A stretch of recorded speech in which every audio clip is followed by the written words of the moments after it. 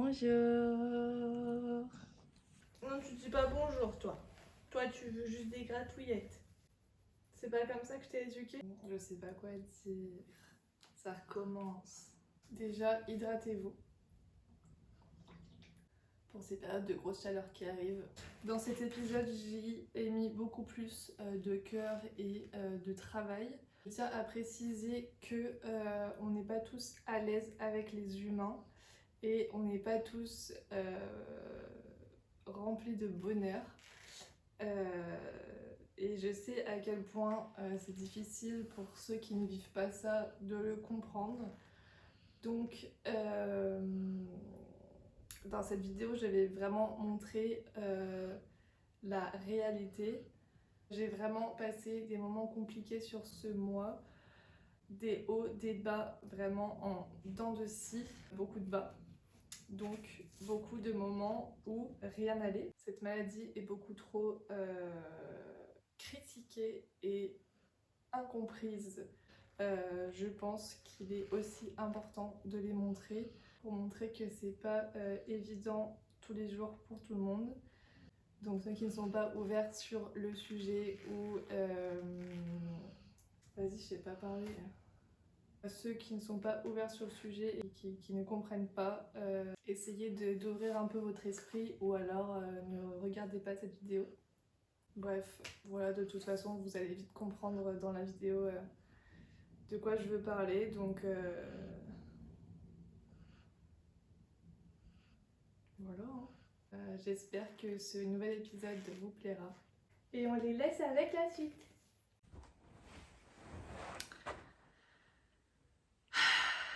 Ça fait une semaine que je suis dans la pente redescendante. Ça va pas du tout. En fait, je trouve vraiment pas de sens à ma vie. Je vais continuer comme ça encore combien de temps?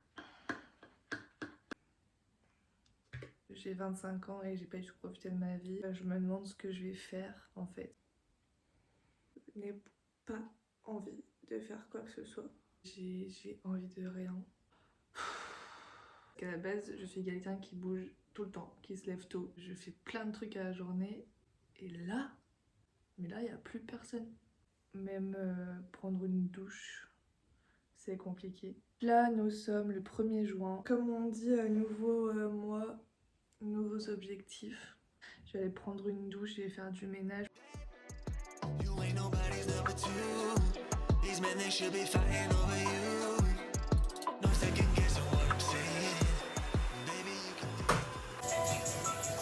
Je fais à manger. C'est pas arrivé depuis, je pense, 2 mois, je dirais, à part des pâtes, des salades. Apparemment, on m'a placé par terre. Si jamais je te dérange, tu me le dis. Hein. Je voudrais faire un petit update parce qu'il y a des évolutions tout de même. Il faut donc le dire, hein. Attendez, je me recoiffe. Parlons positif, ça fait donc 2-3 jours que ça va un petit peu mieux parce que j'ai réussi à faire des choses que je ne pensais absolument pas faire. J'ai un problème avec cette casquette, non? Samedi soir, je suis sortie. Et non, c'est pas n'importe quelle sortie, c'était une sortie avec des gens que je ne connaissais pas. C'est-à-dire que je connaissais ma pote et le reste des gens, je ne les connaissais pas. Et j'y suis allée de mon plein gré. Avec un petit peu d'alcool dans le sang. Bon. Mais écoutez, le résultat est là quoi. On était 7. Ça fait pas mal de monde hein, pour une première. Du coup, ça m'a donné la patate. J'ai l'envie de me surpasser plus souvent. Et je suis trop contente. Donc cette pote en question est en train de retaper un appart. On a poncé, on a peint, on a passé des sous-couches, on a posé la toile de verre et tout. Déjà de base, d'aider ma pote, c'est plutôt cool. Et en plus d'apprendre des nouvelles choses et de me sentir utile. Et du coup, tout ça combiné en 2 jours, je trouve génial. Tu refermes, t'as trop peur de l'orage? Moi j'ai chaud. Ça va mieux? Elle est trop belle. Incroyable. Magnifique. Tant qu'on est là, je vais parler un peu des choses qui me font du bien, que j'essaie de faire quand ça va pas. Alors pas de pression, parce que les jours où ça va vraiment pas, je suis incapable de faire tout ça. Des fois je fais rien, je reste allongée comme ça sur mon canapé et c'est ok aussi. C'est juste des petites choses au quotidien qui me font me sentir un peu mieux, qui m'occupent l'esprit, qui m'apaisent. Pardon papa. Ce que je fais souvent après une période de calme plat, je fais un ménage à fond, de A à Z. Ça me vide moi aussi la tête, ça me fait extrêmement bien. Tous les jours, c'est de promener ce petit être absolument mignon comme tout. Je t'aime. J'adore me lever tôt et sortir au petit matin, au lever du soleil, entendre les oiseaux chanter.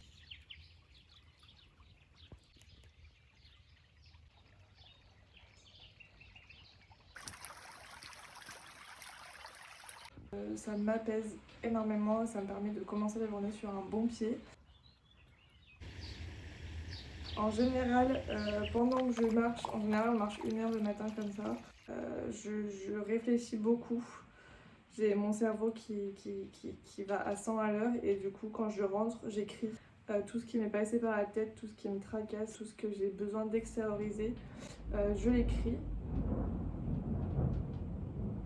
Maman, elle est là. T'es en sécurité ici, mon amour. D'accord ?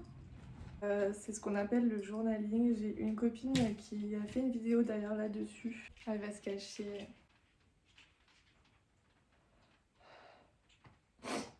Il est parti. Je mettrai le lien en description. Je vais pas répéter, je vous laisse aller voir la vidéo.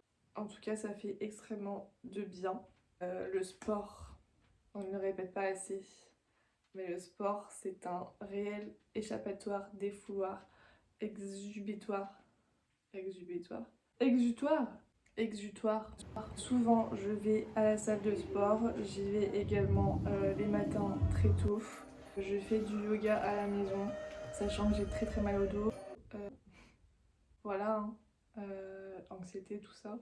Contrairement à ce que tout le monde pense, il n'y a pas besoin d'être souple pour faire du yoga. C'est le yoga qui vous permet de devenir souple.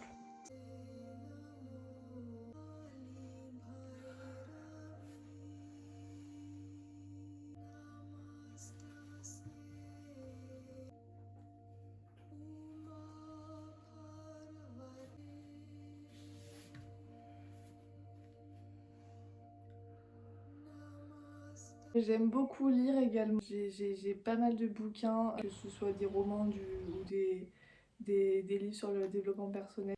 Pareil, je trouve ça super apaisant, ça me fait du bien et je pense à autre chose. Je vois mes amis les plus proches aussi, ça me fait du bien.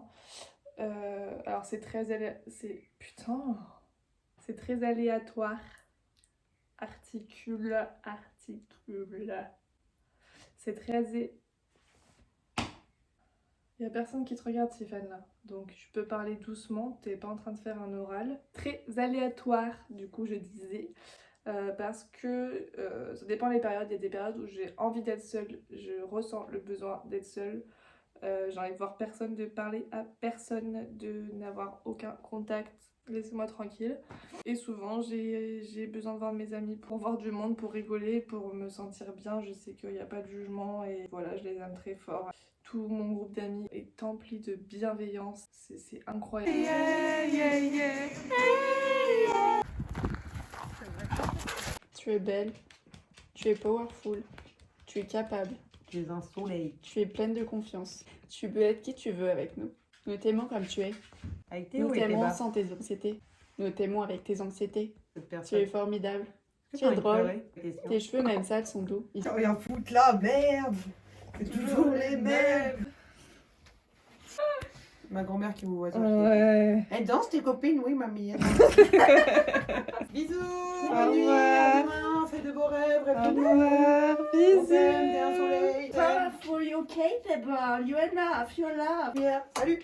Faites le tri. Toutes les personnes qui ne veulent pas comprendre, qui ne mettent aucune volonté pour essayer de se mettre à votre place ou du moins essayer de vous aider, de vous apporter une présence ou une oreille, ceux qui font pas d'efforts ou ceux qui carrément critiquent.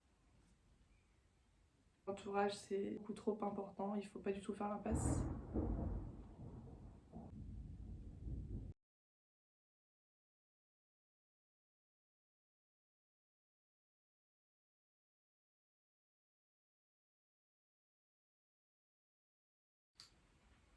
Pour terminer cette vidéo d'aujourd'hui, j'ai lu un truc dans un livre l'autre jour sur le sourire. Alors sachez que un sourire, comme dirait l'abbé Pierre, coûte moins cher que l'électricité mais donne autant de lumière. Je crois que c'est un truc comme ça. Je trouve que c'est...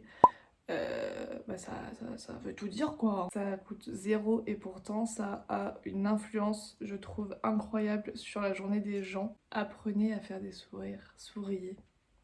Ça ne peut apporter que du positif dans votre vie et dans celle des gens que vous croisez. Il y a même un truc qui a été prouvé comme quoi quand tu fais un sourire sincère à quelqu'un, ça entraîne une réaction en chaîne et que petit à petit dans la journée ça peut entraîner jusqu'à 500 sourires. Du coup, aussi une expérience qui a été faite aux États-Unis, j'ai épargné les détails, mais en gros la conclusion c'est que le sourire soit naturel ou pas, le cerveau il l'interprète, il prend conscience qu'il y a un sourire, que ce soit donc naturel ou pas, et que du coup ça réduit naturellement les effets du stress sur l'organisme. De mettre devant son miroir et de sourire, de commencer la journée en souriant, je l'ai pas encore mis en pratique, j'essaierai.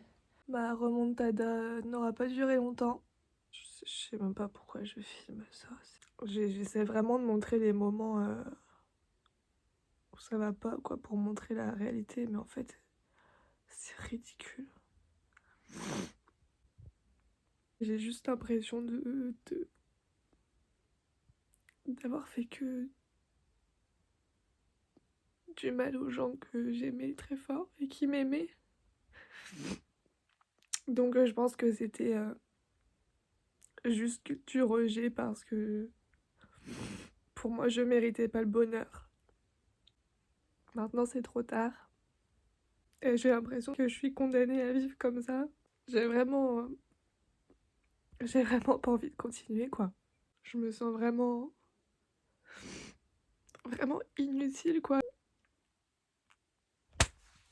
J'ai une application pour le sommeil et, et du coup ça détecte la toux, quand tu parles pendant la nuit, les ronflements, voilà, ça analyse ta qualité de sommeil et tout.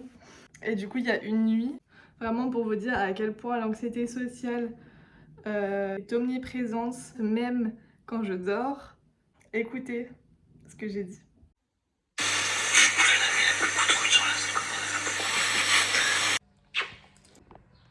C'est quoi cette tête? Je suis super moche.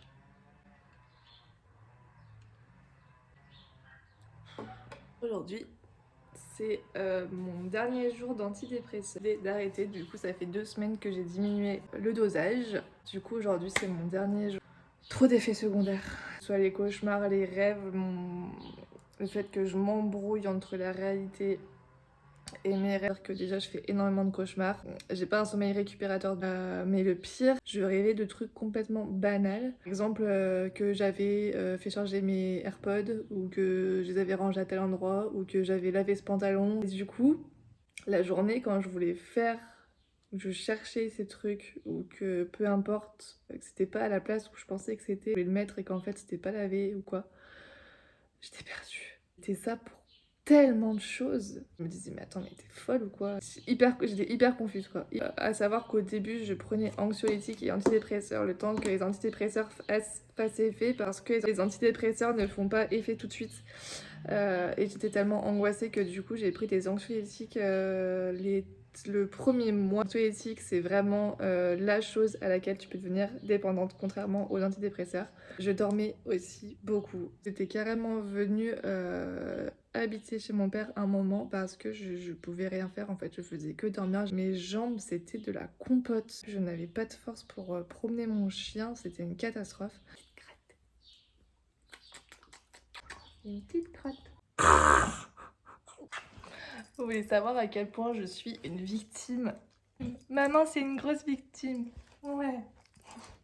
Je vais dans un magasin pour m'acheter des boucles d'oreilles. Pour ma défense, je suis balance, donc j'ai du mal à faire des choix et encore moins quand il y a du monde. J'ai honte. Donc là, les boucles d'oreilles en fait sont le long de la file pour la caisse. Bien sûr, un samedi, c'était complètement blindé. Non, le positif que j'ai réussi à y aller malgré tout. Et du coup, je trouve des boucles d'oreilles. Une paire, deux paires, trois paires, quatre paires. Il y avait des gens derrière moi. Attendez, mais j'ai trop chaud là. Et du coup, j'ai pas réussi à faire de choix parce que ça me stressait les gens qui étaient derrière. Du coup, je suis partie et j'ai tout pris avec mes habits. Et du coup, j'en ai eu pour une note absolument astronomique. Je suis une grosse victime. Bonjour. Bonjour. Tu vas où? Ouais, je veux que tu restes avec moi. Un sujet. Mais pourquoi? Je voulais aussi revenir sur un sujet. Les médecins. J'en ai vu vraiment pas mal depuis mon adolescence. Il y en a très peu avec qui ça a matché. Mais voilà, je sais que c'est très difficile de trouver la bonne personne avec qui c'est moins difficile de parler. Tu sais qu'il n'y a pas de jugement, avec qui tu es à l'aise. J'ai un torticolis. D'ailleurs, en parlant de professionnel, du coup, début d'année, je suis allée voir mon médecin généraliste pour lui expliquer la situation parce que j'étais allée voir avant un autre professionnel qui m'avait dit que j'étais en dépression et qui m'avait dit qu'il fallait que j'aille voir mon médecin parce que j'avais besoin d'aide. Il m'a clairement rayonné. J'ai un mail à mon médecin pour lui expliquer la situation en lui disant que c'était très compliqué pour moi de m'ouvrir, surtout à un homme. Enfin, je lui ai expliqué un petit peu tout ce qui s'était passé pour que j'en sois arrivée là. Il m'a répondu prenez rendez-vous, on en parlera de vive voix. Là, il a pas compris que c'était plus compliqué que ça. Bref, du coup j'ai pris rendez-vous avec lui, j'ai expliqué la situation, je me suis mise à pleurer en lui racontant tout ce qui m'arrivait, etc. Et du coup je lui parle de mon anxiété sociale, il rigole. C'est-à-dire qu'il me dit mais vous avez peur de quoi en fait quand vous allez faire vos courses? Moi je sais que quand je vais faire mes courses, personne ne me saute dessus hein. J'ai pris mon arrêt, je me suis barrée. Il m'a fait plein d'autres petites remarques. Pourquoi personne ne prend au sérieux la santé mentale, même mon propre médecin. J'ai cherché du coup des psychologues ou des psychiatres. J'ai pris rendez-vous avec ma psychologue qui a été absolument incroyable. Elle m'a conseillé un psychiatre. Malheureusement c'est pas de sa faute, mais non. Là j'ai fait 2 heures de route pour aller voir ce cher monsieur. Clairement la séance a duré je dirais 25 minutes avec 10 minutes de blanc. En fait, vous avez pas compris, je fais de l'anxiété sociale donc il faut m'aider. C'est vous le professionnel, aidez-moi s'il vous plaît. Après c'est peut-être une technique comme une autre, mais moi quand j'explique mon problème, je te dis que j'arrive pas à parler, donc si on parle pas tous les deux, en fait on va passer 1 heure à se regarder. C'est catastrophique. Sans compter tous les psychologues que j'ai vus avant, les thérapeutes, les hypnothérapeutes, les machins, les trucs. Excusez-moi, mais il n'y a pas beaucoup de bons professionnels dans ce milieu. Des vrais professionnels qui veulent vraiment aider, qui sont pas là juste pour se faire de la thune, enchaîner les patients sans apporter un quelconque intérêt en fait à la personne. J'ai vu aussi une psychiatre dans une clinique en plus, était sans doute débordée, j'en sais rien, mais dans ce cas-là ne prend pas de nouveaux patients. D'ailleurs, cette réforme est absolument pourrie, que ce soit pour les patients que pour les psychologues, qu'il y ait 8 séances prises en charge. Donc déjà ça veut dire que pour être prise en charge il faut que tu ailles chez ton médecin, donc déjà tu dois prendre rendez-vous avec ton médecin généraliste pour qu'il te fasse une ordonnance pour après aller chez la psychologue, donc tu dois raconter 2 fois ton problème, déjà 2 fois à 2 personnes différentes. Ta séance elle est prise en charge mais elle ne dure que 30 minutes, c'est à dire que si t'es un bon thérapeute en 30 minutes t'as rien le temps de faire, et je crois que c'est 8 séances. C'est-à-dire qu'une fois que tu as fait tes 8 séances de 30 minutes, donc ça fait que 4 heures, tu retournes chez ton médecin et c'est à lui de décider ou pas s'il te refait une ordonnance pour retourner voir ta psychologue et continuer ton suivi. Après, vous allez me dire c'est toujours mieux que rien. Voilà, c'était mon petit coup de gueule. Des fois, j'ai l'impression que mes proches ou mes potes me croient pas. Parce que quand je suis avec eux, j'essaye de prendre sur moi, de rigoler, voilà. Ils doivent se dire que j'en fais trop ou que j'abuse, je sais pas. Je me doute que c'est compliqué de comprendre et de savoir quoi faire, mais... Vous vous rappelez la réunion pour les créations d'entreprise? C'est demain. Ça me paraissait si loin. I can do it, right? Je suis capable. Je suis capable. Je suis capable.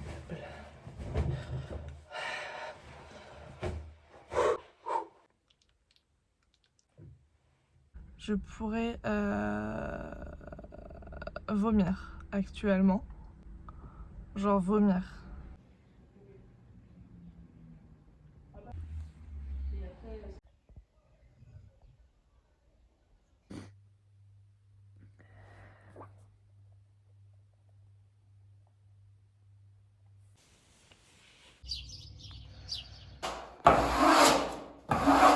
Je suis pas dans...